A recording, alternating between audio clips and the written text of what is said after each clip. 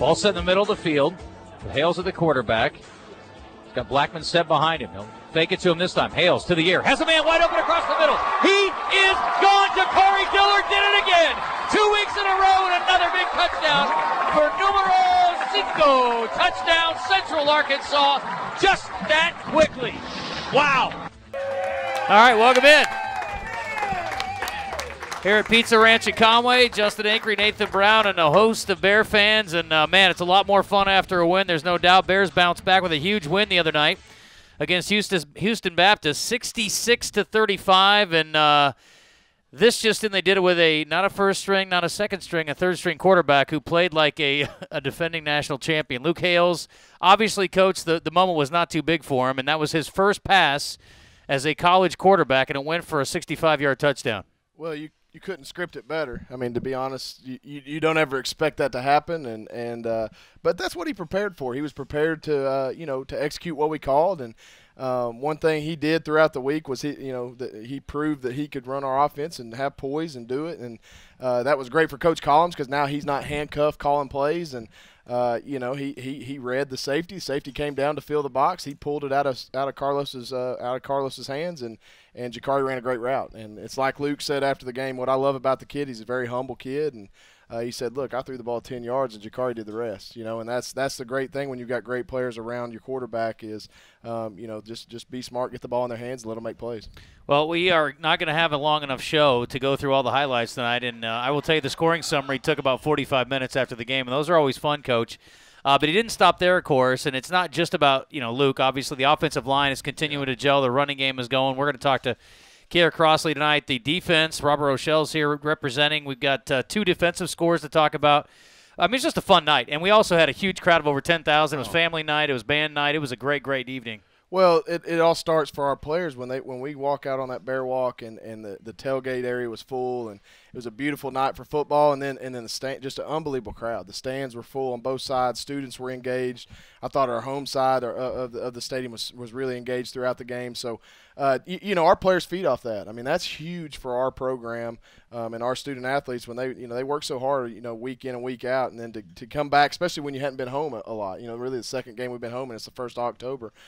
And then the first one, had some weather, so obviously that dampened the crowd a little bit. So really, our first chance to really showcase our team in front of our home fans, and man, they came out in full force, and that's huge. I mean, that's such a confidence builder for these guys. Yeah, it certainly made up for some of the garbage weather we've dealt with in the early part of the season. It was an absolutely perfect night, like you said.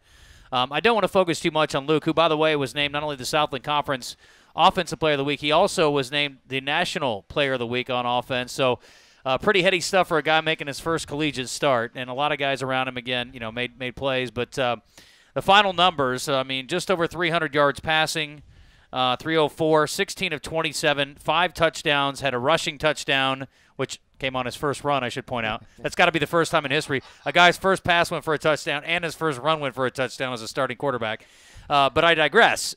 Did throw one interception. It came off not only a batted, I think there was a kick in there, too. I never saw the replay, Coach, but it was a weird play. Threw into coverage there and unfortunately got burned. Yeah, it was a tip ball. Good play by their good hustle by their secondary. We had a one-on-one matchup with Joe Hampton that we wanted to take advantage of. DB did a good job getting his hand on it. Kind of hit, actually, I think it hit Joe's thigh or leg or something, popped way up in the air, and the guy, obviously hustle play on their part made the play. So kind of a weird deal, a tip ball, and really that, of our 2 interceptions this year, both of them been on tip balls. That's exactly right. Quarterbacks have been protecting the football, at a great rate. So walk me through the week. I mean, you knew Braylon was out, obviously, when you were at Sam Houston State, so that was not a question. Then Kirk comes in, and he got dinged up, and he really had to kind of suck it up to finish the game at Sam Houston. Yeah, he second play of the game he was in, we ran a zone read play. Matter of fact, it was him and Kiki, and he pulled it and tried to get through a linebacker, a defender, and kind of lowered his shoulder, and ended up dinging up his left shoulder, which is his opposite of his throwing shoulder, which that's a good thing. Came in Sunday, we knew he was hurt. One of those deals where he sucked it up, threw a touchdown. Took us to overtime, had a chance in that game, but came in Sunday, had some soreness in it, swelled up a little bit. He went in for an MRI and found out that he had a partially torn labrum in that shoulder, and that's a deal that he'll be able to play with at some point. That's one of those pain tolerance injuries that we're looking, to go day to day, week by week with him, just and he's continued to get better. He came in today and got treatment. He's better today than he was Saturday. So all those things that you're looking for as far as progressing, he's doing that. So we knew going in, last Tuesday that we were going to be in a situation where probably wouldn't have him available, and so Luke started getting the first team reps, and obviously Bishawn McCray, the true freshman, both of those guys split reps. Both of them just had unbelievable poise. I thought they handled the week, very maturely. Of course, they got a lot of good veterans around them with our running back group that have played a lot of football, and then some receivers that have played a lot of football. So that helps them. That helps them to have those guys and have that confidence.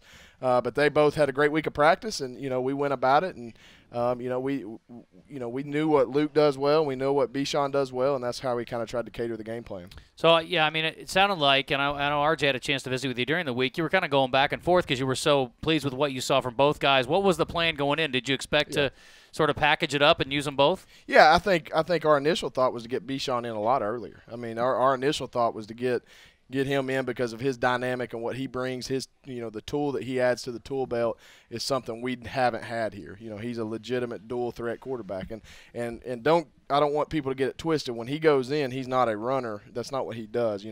He can react and run the football, but he's got a great arm, quick release, very accurate. All those things that you look for in a quarterback. He's going to have a really bright future. But our full intention was to get him in earlier. It didn't work out that way just because of the flow of the game. I mean, we were able to snowball in some quick scores, and the offense was responding really positively to Luke.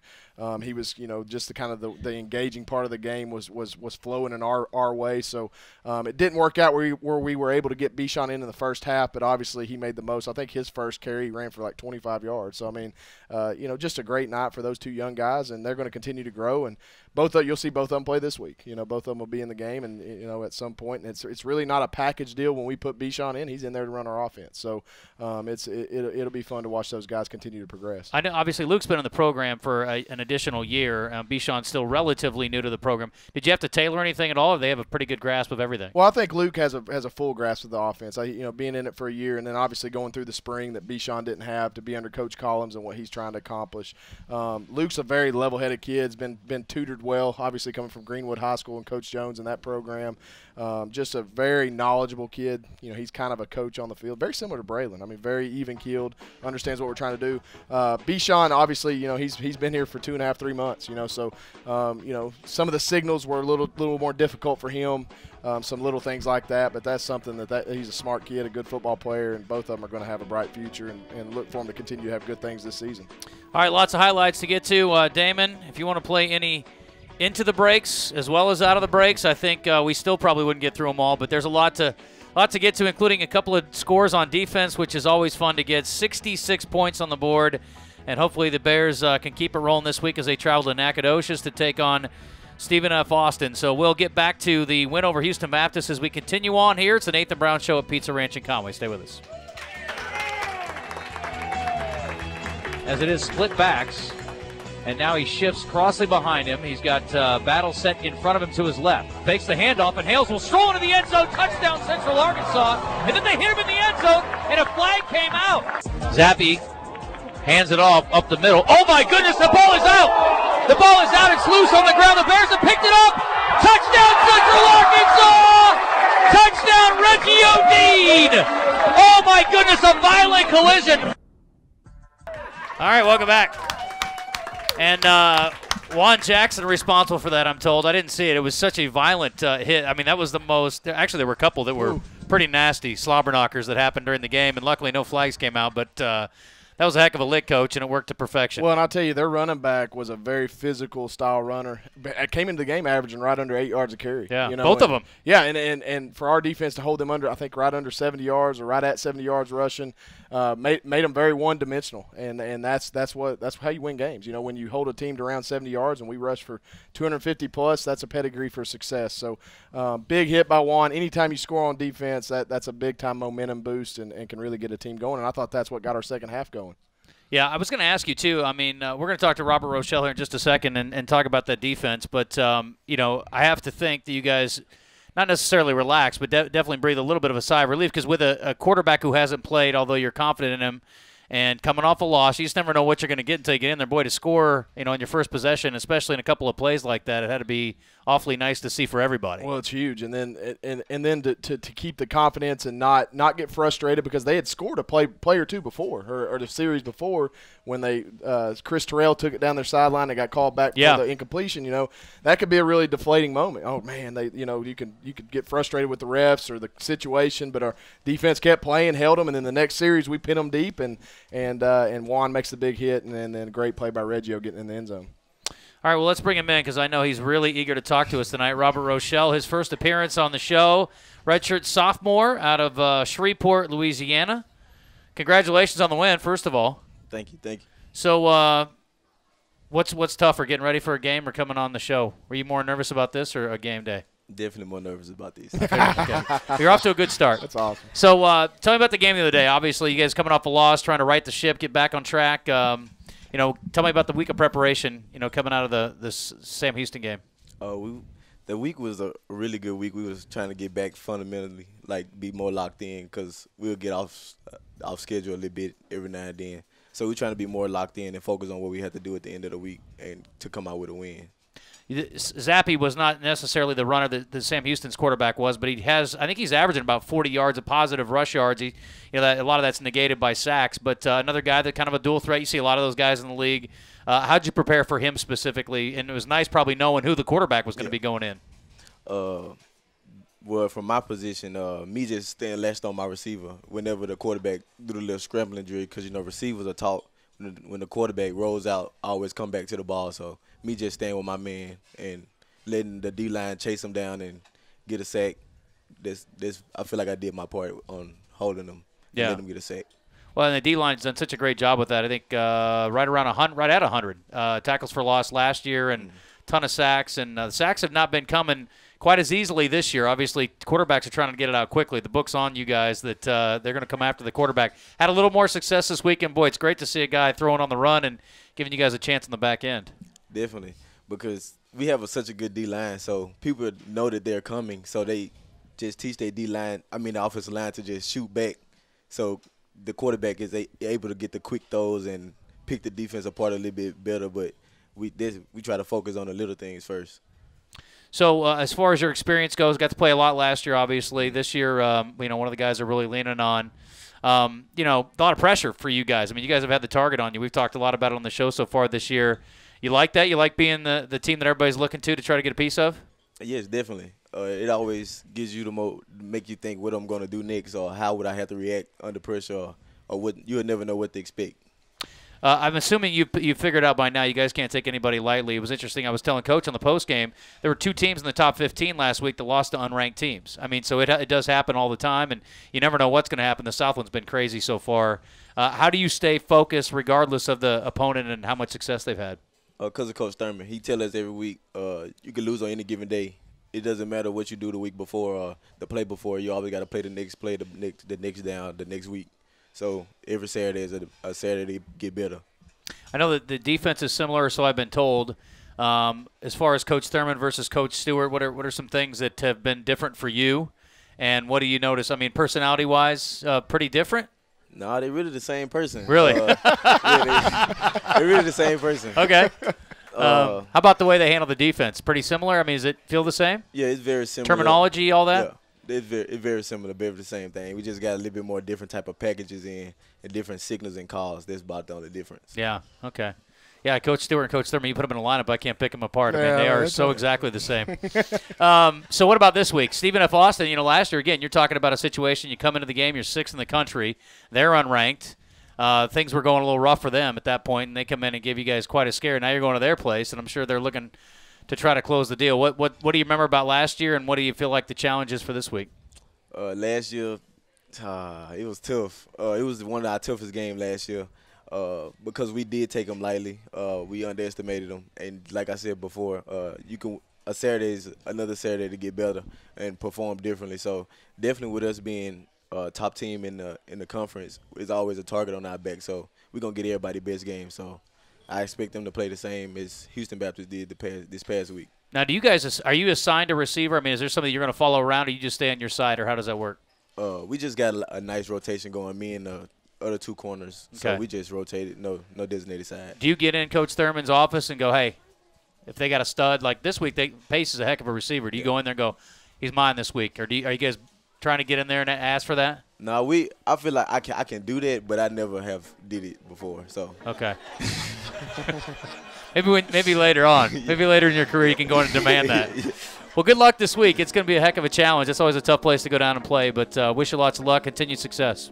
Thank you. All right, very good. Robert Rochell, everybody, good stuff. Very good. Now you got to come back next. You did too good a job. Well done.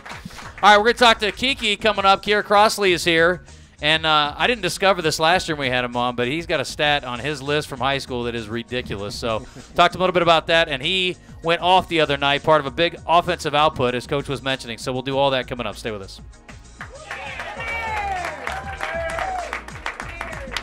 Blackman will stay and set behind Hales, and they hand it off, and Blackman will not be denied. Touchdown, Central Arkansas. The Gosnell Express has arrived again, and the Bears extend it to a 2-score game. High-risk, low-reward pass right there. Handoff up the middle. No, Hales keeps it. Now he's got a man wide open. It's Dillard again. 5, 4, 3, 2, 1. Touchdown, Central Arkansas, just like that. All right, welcome back. All right, yeah, I was leading into. They're supposed to clip that part off, Coach. I wasn't saying anything negative, but that right hash to the far sideline throw, that's a tough play for any quarterback, and had a little trouble. That was a scary moment. Well, that could have been one of his. That was one of his. Knocks in the first half. You grade the film on Sunday, and that was one of the plays that he probably got a negative on from Coach Collins. He did a lot of great things, but there's a lot of things he can improve on too. Little reads, little throws that he could have put in a different spot. Maybe went to a different receiver. So a lot of growth to be had, and that's why you watch film on Sunday afternoons. Well, I mean, it's been interesting for you as the head coach, but also for Coach Collins. It's like you deal him a very talented but inexperienced starting quarterback, and then he goes down, and it's like, oh, and by the way, the backup's not going to be available either. So I imagine he's had some sleepless nights leading into that game. Yeah, he probably was. He was struggling, but that's what he's good at. That's what he's done his whole career is develop quarterbacks and great ones at that. And hopefully we can continue to have some success at that position. Well, it's becoming a crowded quarterback room, which is awesome. You see a lot of talented guys there. Good problem to have. We knew going into the season one of the real areas of strength was going to be running back, and Kierre Crossley, a big part of that. The Bears' leading rusher last year, and has been kind of waiting his time. It's been a kind of tough sledding early on, but the last couple of games really coming to life and exploded the other night as part of the victory over Houston Baptist. Led the Bears with 12 carries, 147 yards, 12.2 yard average, which, Kierre, if you get that the rest of the season, I imagine you take it, right? Yep. So you had to be patient early going, and we were talking, the offensive line clearly is sort of finding their tracks and making things work for you guys, but it seemed like every time you touched it in the early part of the season, you were slamming into a brick wall. It was tough. Yeah, you just had to kind of be patient. We knew coming into the season that we had a young offensive line, but I know for our position, that's normal. Playing running back, you got to be patient. Sometimes it's there, sometimes it's not. Sometimes it's come early, sometimes you got to wait for it to populate. So we just have to stay patient. Yeah, so what did you see the other night? What worked so well? It was just there, credit to the offensive line, and like I said, some games like that, some games got to wait a little bit. Some games, it come fast. So this is one of those games, and it just went well. Yeah. I could tell, last year when Carlos was on with you, you guys seem to have a great relationship. Coach and I talked about the running back room is a strange place. I mean, there's so much competition for carries, and yet that seems to be an area where, unlike some other positions, I won't name names, wide receiver, there's not a lot of jealousy, it seems like. You guys, and not just your group, but in general, running backs just seem to pull for each other. What's the relationship like with you and the other guys? I think we all just feed off each other. And the good thing for us is we all can learn from each other because we're so different. Like, I'm more of a smaller back. Carlos is more of a power back. Sid can do a lot of stuff from catching to running. So we all kind of take stuff from each other and help each other out. I read something, a comment from Carlos that he was becoming even more committed to the off-season training program. I remember last year he had a pocket full of candy, and I was thinking, with that body and you're eating candy, I'm thinking, man, if you were eating perfect, there's no telling what you'd look like. What did you focus on in the off-season and getting ready for this year? I think this season, last year was just my first season. I was getting my feet wet a little bit, getting comfortable, just really playing college football. So I think this season I was more comfortable. So in the off season, it was just perfecting my craft and the stuff that I do well, continue to get better and the other things that I kind of struggle with, you know, work on those things, such as like blocking with me being a smaller back, pass protection, and just being comfortable with the offense. You're a Texas native. You guys have already gotten to play in your home state once. Do you look forward to going back there and taking on the teams in the state? Really look forward to going back. I always like playing in Texas, so, you know, this one's going to be a good one for me. Well, you had a big game against them last year, and I don't have the numbers in front of me here. I know it's in the book there, Coach, but 22 for 164. Pretty good. And again, obviously you get up for it. How about going back? Do you get a lot of family members that come? Yes, a whole lot of family members going to come to this game whenever it's in Texas. So, yeah, you know, I'm excited about that. And one of my friends that graduated with me also played for SFA. So this one's going to be a little personal for me. I like it. That's good. Well, you know, of course, Robert is a Louisiana guy, but, you know, Shreveport's just right down the road, too. So, I mean, pretty easy for the guys from the Shreveport area as well to make it over there. I was telling everybody before we went to the break, before we had you on, there is a number here. And we had you on last year. I guess it escaped me, or maybe we didn't have it in the notes. Probably was in there, and I just overlooked it. But rushed for 7,009 yards in high school. But the thing that got me was 3,000 yards in 1 year as a junior, and that was only good for second in the country. I don't know who the dude was that rushed for more than 3,000, but that is nasty. I mean, I can't even fathom. How many games did you play to get to 3,000? Do you remember how many games you played as a junior? Did you guys win a state title? No, we didn't make it to state. We had 10. You didn't make it to state? No, we didn't make it to state. So this is just in the regular season? Well, we made it to the playoffs. Okay. So I think we played 3 playoff games this season. Made it to like 3rd or 4th round. So like 13 games? Yeah, about 13. That's just ridiculous. Wow. That's insane. You must have been tired. Not really. How many carries were you getting a game? Ooh, I would say probably around 25. Okay. Somewhere in there. Yeah, that's insane. So what about this year? I mean, you know, Carlos obviously has had a little bit of – he had some good fortune early on. A lot of it he had to earn on his own as the offensive line kind of was coming around. We sit in the booth and marvel at some of the stuff he does. I saw it in the scrimmages. I felt bad for some of the D-backs. He's not very nice to them. And we saw a little bit of that the other night. He was trucking dudes. Do you guys kind of ooh and ah over there on the sideline when he's running people over? Definitely. Like, he never ceases to surprise me with the stuff that he do. So it's cool just watch him go out there and do his thing like that. And like I said, we all kind of like admire it and take it for ourselves. You know, we just feed off each other. So it gets us all pumped up when we see him run over people like that. To get you pumped up? Man, watching them all gets me pumped up. Yeah, I know that's right. I tell you what, Kierre, there's not a more competitive person on the team than Kierre, and that's what gets him 3,000 yards as a junior, you know, and that's why he has success doing what he's doing now. I mean, it's just a fun room to watch. They feed off each other, and just having the diversity. I mean, to have the ability to have what Kierre can do with the home run ability, then have Carlos who can get the tough yards, and then Cedric who you can do a million different things with. It's a dynamic that's tough to defend. Yeah, we were at the Little Rock Touchdown Club today, which you'll be at in a couple of weeks, and Larry Zonka was in town, and we were sort of joking. Vince Lombardi's old saying was run to daylight, which for a running back, that's the thing. For Larry Zonka was more like run into the guy in front of you. He was into that. It's kind of like Carlos. So you're more the run to daylight guy. So what about this week? Obviously excited because it's a Texas team in Texas. But what's the challenge like? You had a good game against them last year. Do you remember things that worked, and do you kind of try to get it back to that a little bit? I think we just go with what our coaches say. You know, I know they set up a good game plan for us, so it's our job just to buy in to whatever, you know, they present to us for this week, and just try to perfect it. It's the same thing we did last week, especially without Braylon being there. We just had to buy into what the coaches were saying and go out there and perfect it, and it all worked out well. Talking to Kierre Crossley on the Nathan Brown Show tonight. So Coach Collins, as far as the difference there, I mean, Coach Brown obviously now is taking over as the head coach, but how much different play calling wise or any adjustment there? I mean, what's that been like? For me, it's pretty much similar. You know, it's not a big change for us. So it was easy to adjust to because it's basically the same, probably a little different play calls here and there, but for the most part, it was easy. Coach, did you guys try to keep terminology similar, same exactly? Or? Somewhat, but a lot of it did change because, you know, of Coach Collins being the one that's calling it. I want him to be comfortable with what he's called over the last few years and what rolls off his tongue on Saturdays. But as far as the scheme and what we're running, you know, as far as the run game and you know, what we're trying to accomplish is very similar to what we've done in the past. So, Kierre, what position does your buddy play? Defensive end. Okay, so you guys get to meet face-to-face this weekend? Is he playing much? I'm not sure. I hope he is. So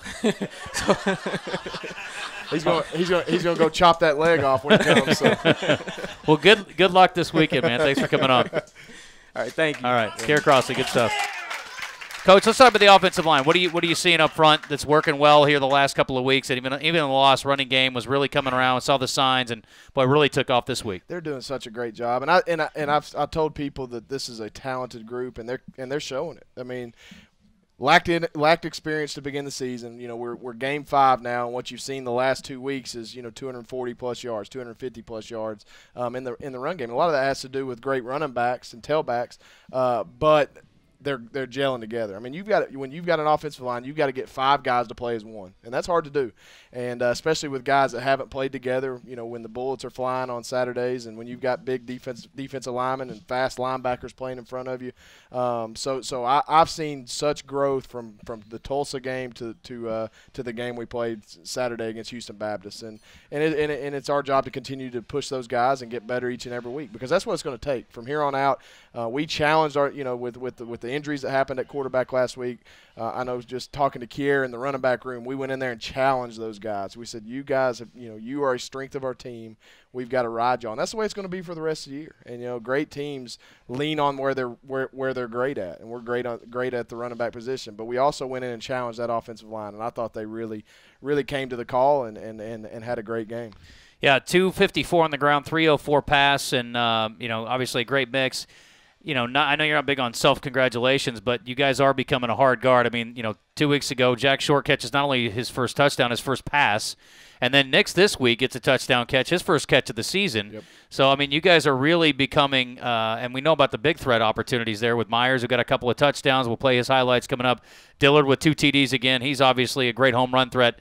But there's a lot to account for as a defensive coordinator getting ready for Central Arkansas. Man, there is, and I enjoy, one thing that Coach Collins brings to the table is he likes getting the tight ends involved, and we're starting to see that. We've got some talented tight ends in Josh Nix and Jack Short, and Luke Ross has done some good things from the fullback position. So we're going to continue to see those guys get involved, and I think Jakari and Brandon are playing as good as any 2 receivers on the outside are, in our conference, and then you throw in a guy that's starting to play more and more and seeing more and more confidence in Lawan Winningham, and he may be the most talented one out of the 3, and so that's a good problem to have. And then you've got Steady Eddie Lester Wells, who just continues to lead, just make catches after, he made one of the best catches of the year to me right there at the goal line the other night. Had a guy draped all over him. So we've got to continue to put the quarterback in a position to be successful. He's got to execute what we're asking him to do, and we fully expect Luke and Bichon to do that, and Kirk, obviously, if he's able to come back. Just 1 sack allowed and 5 tackles for loss in total in the game. I would think, too, as, a quarterback who's inexperienced, to know you're getting protection up front. Sounds like Hales is not a real nervous feet guy anyway, but to have a line that's going to take care of you, it certainly helps a guy that hasn't had a lot of experience. Yeah, and we protect him a lot with play calls and doing some full slide stuff. Running backs did a good job picking up when they had to pick up blitzes or whatever it may be. And then Luke did a nice job getting the ball out on time. I know a big 3rd down he hit Dwayne. They brought a blitz to the front side and it was a veteran move. It's coaches see it. Not necessarily the casual fan will see it, but he went right to where he was supposed to throw the hot route and hit Dwayne for a big 3rd down and 4 conversion. It was just a great night. I thought he executed well, but credit goes to his teammates as well, and I think he'd be the first to say that. He said after the game we interviewed him, he said a lot of things, but one of the things that stood out to me was he said he wasn't nervous, he was just anxious, he was ready to go. And I would think if you're making your first start, man, you're praying for like an 11 o'clock game or something. But that sitting around all day it's got to be tough. I mean, you've been in that position. Yeah, sitting around all day, that's which is going to be the nice thing Saturday because we've got a 2 o'clock kickoff. Yep. Get down there, get the game going, and go play. But yeah, I mean, you've got to expect a kid to be anxious. You got to expect a kid to have some jitters. But I'll tell you what, sometimes you got to check and see if Luke Hales has a pulse because he's a pretty even keeled dude. He doesn't get too high. I joked about it, at the luncheon today we had, and the first touchdown is the second play of the game, and I'm fired up. I mean, I'm more fired up than he is, and he's coming off to the sideline. I'm high-fiving him. And I'm like, man, great job. He looks at me, Coach, and he goes, Coach, we got a long game. I said, oh, yeah, we do. Let's go.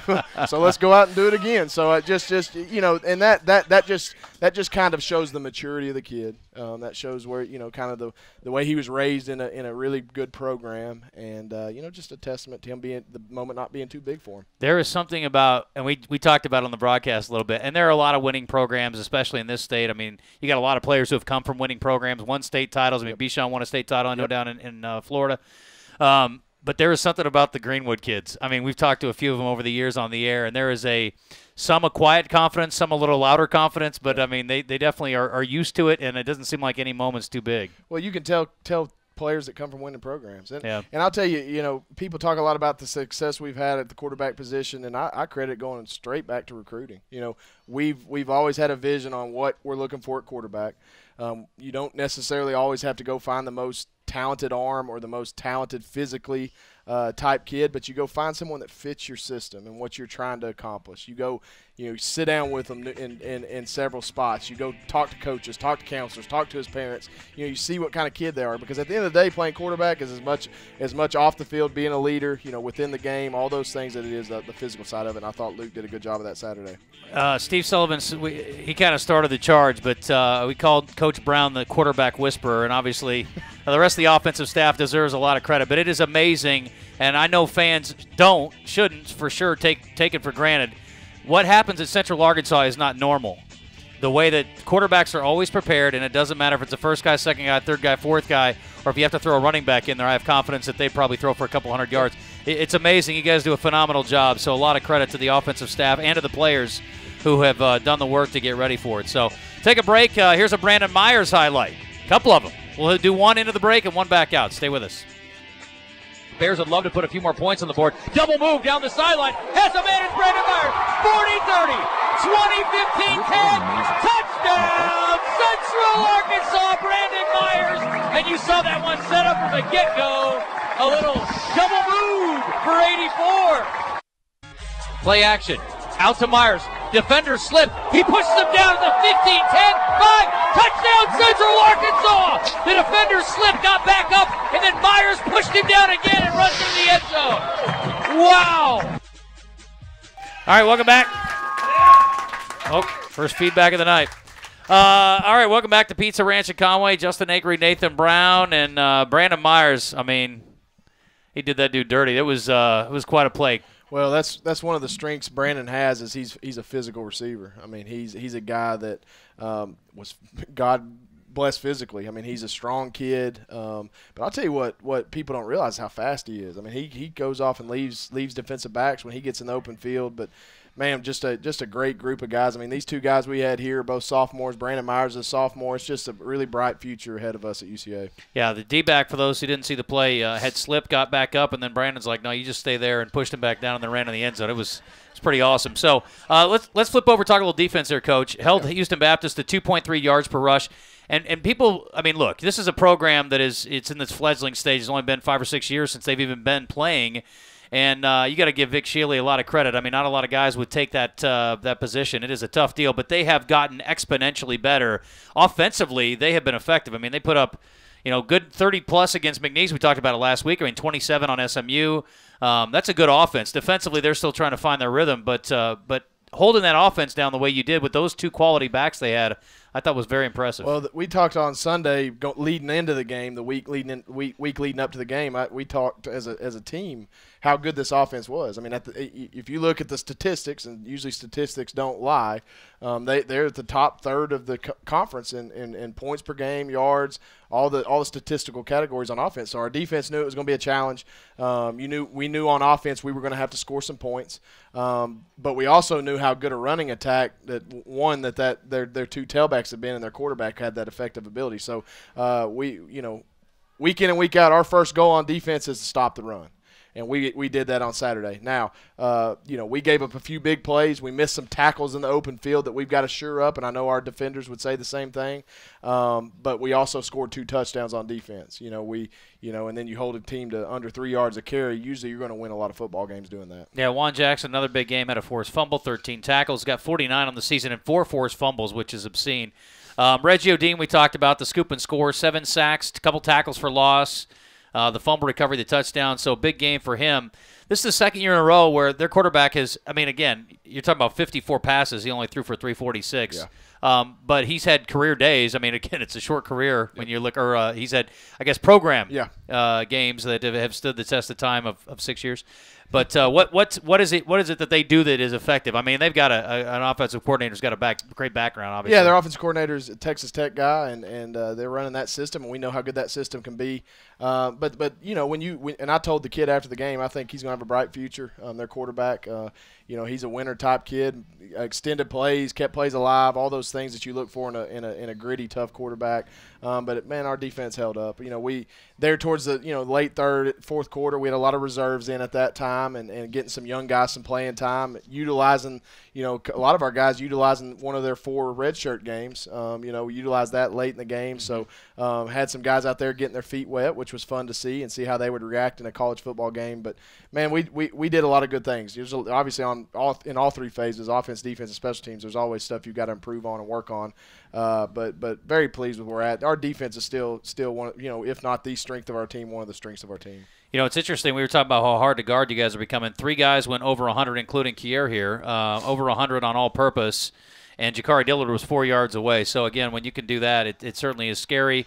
Had a big kick return from Cedric, and it's only a matter of time you got to think for him before he breaks one. I want to also – we haven't talked about him on the show this year. Talk about Dwayne Smith, Coach, and he's a guy that's handling the punt returns, also a guy that can be a big threat in the passing game. But, man, there's another guy. He was a couple shoestrings away from maybe getting himself one. I'll tell you what, it was Wayne's best night returning punts. I mean, he was aggressive. We told him to be aggressive. He had some opportunities there where he probably could have fair caught it, but decided to be aggressive. And I'll tell you, definitely on one of them, he was a shoestring away from 7, and there was no doubt about it. And then the other 2 that he returned, he made great returns on. Protected the ball. He's doing a good job of if the ball's in a bad spot, not making a bad decision. So really pleased with the way Wayne's playing. And Wayne comes in and does some great stuff for us. Caught a big third down the other night.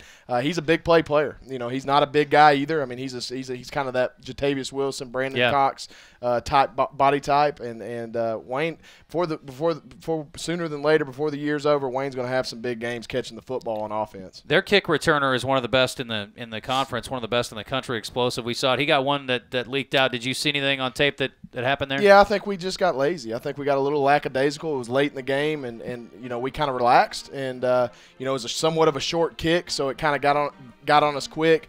I thought we had some opportunities. We missed a tackle at the 20 that could have got him down, and then he squirted out. Juan had a chance to tackle him. He tried to poke the ball out, get his 5th forced fumble, so we talked to him about that. Yeah. But just maybe the best play of the night was Jackie Harville. He went all the way down to the 8-yard line, turned around, ran all the way back, and probably tackled the guy on the 10-yard line. And we were talking about he probably ran 200 yards on that play. Just an unbelievable effort on Jackie's part, making that play and just showing what we're about. Finishing every play. We're going to turn our attention to SFA after the break. Stay with us. One more segment here at Pizza Ranch in Conway. Hales will call for it. Fakes the handoff. Throwing. Has a man. It is caught for a touchdown. He threw it behind his tight end, but he made the grab anyway. And then Joshua Nix into the end zone for the touchdown. A great catch there. Touchdown number 5 for Luke Hales. So now 3rd down, outside, picked off. Bears are going to have a pick 6, 5, touchdown, Central Arkansas.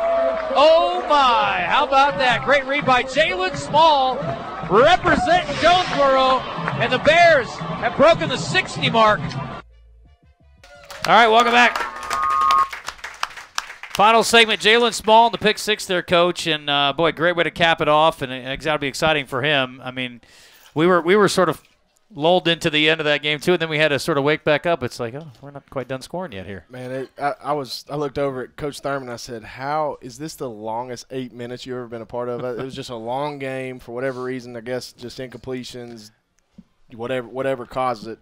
Reviews. But it just glad for him. Great kid. Jalen's a phenomenal player. Matter of fact, he's a kid that walked onto our program, and then we actually put him on scholarship right before the season started. So just a great story, and excited about that, especially being an in-state product. The longest 8 minutes was a couple weeks ago, Coach, when there was about 7:50 left on the clock, and we waited an hour and a half to play it, I think. But this was close. You're right. I'll gladly trade the two. Yeah, I mean, I was looking back through the scoring summary. We obviously don't have time to go through it because, it's only an hour show. But, I mean, all these drives, I'm thinking, my goodness, yeah, I did. It was a long game. But it's fun. Hey, if you can put 60 up this week, that'd be cool.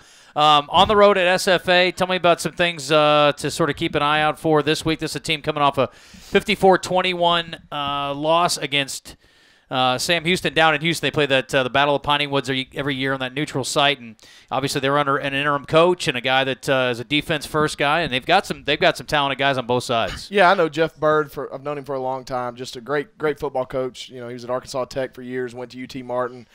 So we've stayed in touch. Just a really good coach. He's doing a good job with them. To me, they're one of the more talented teams in the conference. I mean, when you talk about just putting guys side by side at positions, they're very talented. They've got a transfer quarterback from TCU, one of the best receivers in the conference, Tamarick Pace, and then on defense, one of the best safeties in the league, Elise Ward. So, very talented team. We've got to bring our best effort. I don't like looking in the past, but one of our toughest games of the year last year was the Stephen F. Austin game.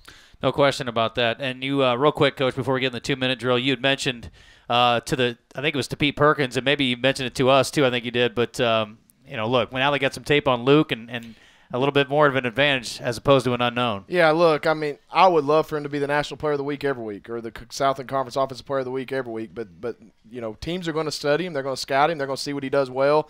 They're going to see what he doesn't do so well, and they're going to give their opinion on what his weaknesses are. And I told him the challenge is you put your product on tape now. So how are you going to respond? And I can't help but think that he's going to respond in a positive way. But at the same time, we've also got to understand it's going to be a second start and his second time getting out there in a college football game. So I would love for him to throw for 300 yards and 5 touchdowns. But we're going to do whatever it takes to win. And that's what he's about. Coach ran into Markeith Gaines, former Bear, today at the gym, and he looks like he could still suit up. Unfortunately, you can't get him.